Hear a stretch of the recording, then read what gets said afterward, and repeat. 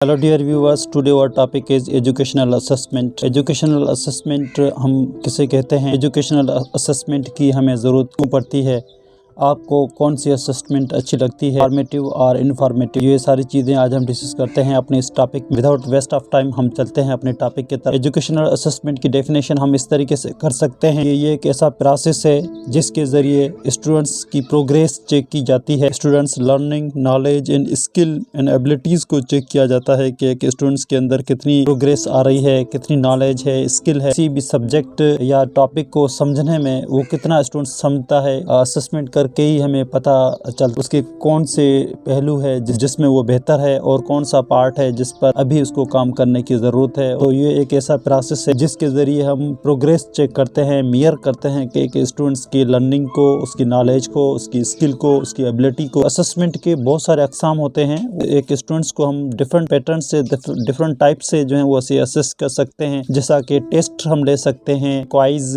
Project, presentation, observation और भी बहुत सारी जो है वो प्रोसेस है जिससे ज़रिए हम एक स्टूडेंट्स की जो है वो असेस कर सकते हैं। पर्पस एंड गोल कौन से हैं एजुकेशनल असेसमेंट के, लर्निंग आउटकम्स, नताइज हमें मिलते हैं एजुकेशनल असेसमेंट से। जो चीज़ पढ़ा रहे हैं वो बच्चों को कितना समझ में आ रहा है, डिसीशंस, अचीवमेंट, कितना बच्चा टॉपिक को गेन कर सक रहा है, कौन सा टाइप से जिसमें से वो अच्छा है और कहाँ पर उससे अभी काम करने की ज़रूरत है। तो इस तरीके से हम मॉनिटर कर सकते हैं स्टूडेंट्स की प्रोग्रेस को। एजुकेशनल असेसमेंट के बहुत सारे टाइप्स होते हैं। फॉर्मेटिव असेसमेंट सिर्फ अकसाम की हो सकती है, वो फॉर्मल भी हो सकती है और इनफॉर्मल भी हो सकती है। फॉर्मेटिव असेसमेंट किसी स्टूडेंट्स की करते हैं तो उसे हम लेसन रीड करने को कह सकते हैं, उसको हम डिक्टेट करवा सकते हैं, वर्ड मीनिंग पूछ सकते हैं, कोई छोटे छोटे क्वेश्चंस पूछ सकते हैं। इस तरह की जो असेसमेंट होती है उसको हम फॉर्मेटिव असेसमेंट कहते हैं।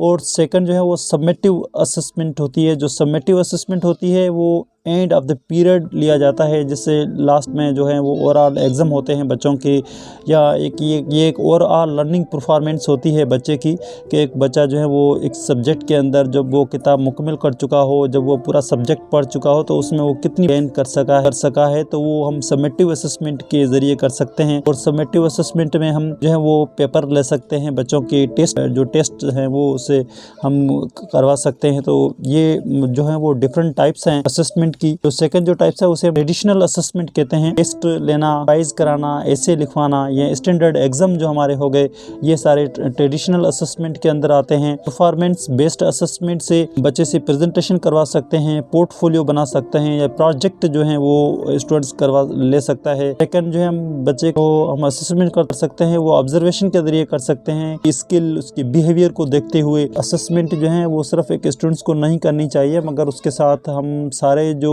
इंसान हैं जो अपनी ज़िंदगी गुजार रहे हैं, अपने जितने भी हम एक्शन अपने काम कर रहे हैं उसमें असेसमेंट होनी चाहिए। जो अपना काम कर रहे हैं उसमें वो कितना परसेंट काम हम बेहतर तरीके से कर रहे हैं और क्या नताइज मिल रहे हैं हमें। तो नताइज मिलने के इस प्रोसेस को जो है हम असेसमेंट कहते हैं। ये तो आम तौर पे जो है वो यूज़ होता है एजुकेशनल इंस्टीट्यूट है उसके अंदर, मगर आम तौर पर हर बंदा इसको अपनी ज़िंदगी के अंदर भी अप्लाई कर सकता है। और इस तरीके से अपनी ज़िंदगी अगर वो गुजारे, वो असेसमेंट रखे हर चीज़ की, तो वो काफ़ी काम जो है वो बेहतर परफॉर्मेंस से कर सकता है, बहुत बड़े अच्छे अंदाज से वो कर सकता है।